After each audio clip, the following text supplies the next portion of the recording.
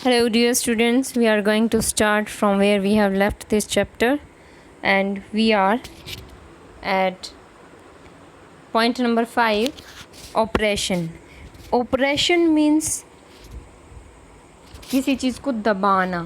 अब यहाँ पे oppression है ह्यूमन बीइंग का. आदमियों को यहाँ पे मेंटली टॉर्चर किया जाता है, फिजिकली उनको टॉर्चर किया जाता है. फिजिकली टॉर्चर मीन्स उनको चाबुक से मारा जाता है, पीटा जाता है और यातनाएं दी जाती हैं, तड़पाया जाता है. तो ये 1765 से लेके 1835 तक ये ऑपरेशन चलता रहा. But the British continued to oppress Indian.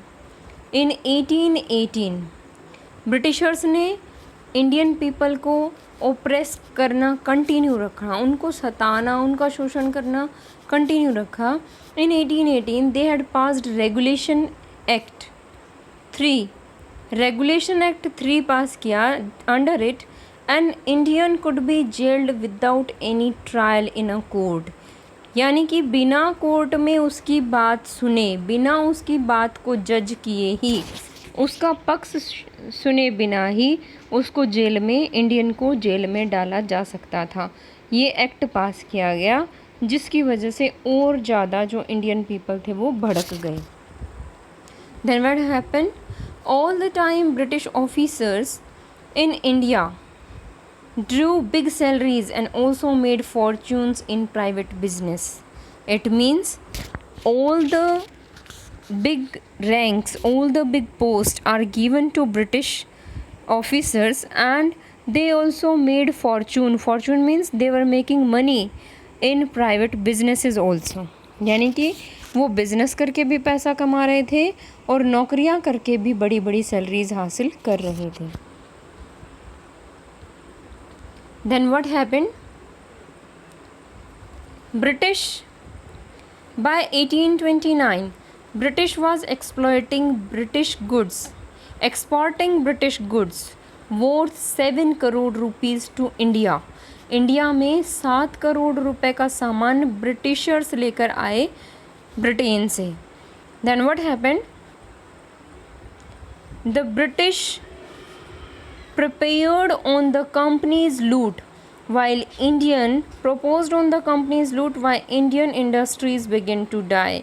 अब जो ब्रिटिशर्स कंपनियां थी वो बढ़ती जा रही थी और जो इंडियन इंडस्ट्रीज़ थी वो ख़त्म होती जा रही थी.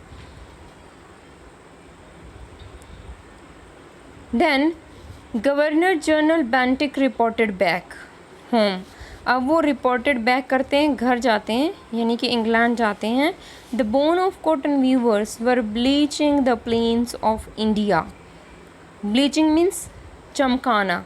वो वहाँ पे जाके रिपोर्ट करते हैं कि जो कॉटन वीवर्स हैं, कॉटन वीवर्स मीन्स जो सूती कपड़ा बुनने वाले हैं, वो प्लेन, इंडिया के प्लेन एरियाज़ को चमका रहे हैं. उन्होंने ऐसा रिपोर्ट किया. तो ऐसा रिपोर्ट करने के बाद क्या इफ़ेक्ट पड़ा कि उन्होंने ये देखा कि जो ब्रिटिशर्स हैं उनका माल कहाँ सप्लाई होना चाहिए, किस तरह, कौन सी जगह पे किस माल की सप्लाई होनी चाहिए, ये सारा वो नोट कर रहे थे ताकि जो इंडियंस हैं उनकी जो कंपनियां हैं उनको ठप कर दिया जाए और ब्रिटिशर्स का माल ज़्यादा से ज़्यादा सप्लाई किया जाए. Point number 6, dissatisfaction. Dissatisfaction means satisfaction ना होना, संतुष्टि ना होना. अब इंडियन जो हैं उनका जो नौकरियां दी जाती थी वो भी उन्हें छोटी छोटी नौकरियां दी जाती थी, कम सैलरी दी जाती थी. तो इंडियंस में डिससेटिस्फैक्शन शुरू हो गया. डिससेटिस्फैक्शन शुरू हुआ 1835 से लेके 56 तक. Education in India was in Persian language and in Sanskrit language. In 1835, an Englishman named Macaulay suggested a change. Macaulay यहाँ पे आया, उसने क्या सजेस्ट किया? We should teach the natives through English language. उसने क्या कहा कि हमें इंडियन पीपल को इंग्लिश लैंग्वेज सिखानी चाहिए. अब जो दूसरा ऑफिसर है वो क्या कहते हैं? I agree. मीन्स कि हम इस बात से सहमत हैं। Then what happened?